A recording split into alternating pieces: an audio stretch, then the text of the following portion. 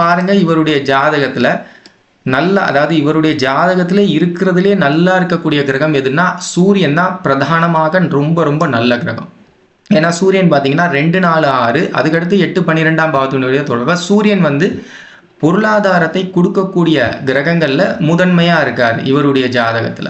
இதுக்கு அடுத்தபடியா நம்ம பார்க்கும்போது சனியும் நல்ல கிரகம் தான். ஏன் சார் சொல்றீங்கன்னா சனி 10ஆம் பாவத்தினுடைய ஒரு தொடர்பு இருக்கு. அதுக்கு அடுத்தபடியா நம்ம பார்க்கும்போது இப்ப நடப்பு திசை சந்திர திசையா இருக்கிறனால சந்திரனும் பார்த்தீங்கன்னா ஒரு வகையில நல்ல கிரகம் தான். ஆனா சந்திரனினுடைய நிலை அப்படிங்கிறது மாறக்கூடிய அமைப்பு. தசாபுதி ரீதியாக சந்திரனினுடைய நிலை, அதாவது பாவங்கள், இந்த தொடர்புகள் அப்படிங்கிறது மாறக்கூடிய அமைப்பு. அப்படிங்கிறனால இப்போதைக்கு சந்திரன் நல்ல கிரகம் அப்படின்னு எடுத்துக்கலாம். முக்கியமா இவருடைய ஜாதகத்துல ஆளுமை செய்யக்கூடிய கிரகம் குரு தான். ஏன்னா குரு தான் லக்ன சப்லாடா வர்றாரு. அது லக்னத்துக்கு மட்டும் கிடையாது, 4 பாவங்களுக்கு குரு உபநட்சத்திர அதிபதியா வர்றாரு. அப்ப குருவினுடைய தாக்கம் இந்த ஜாதகத்துல கொஞ்சம் நிறையாவே இருக்கு.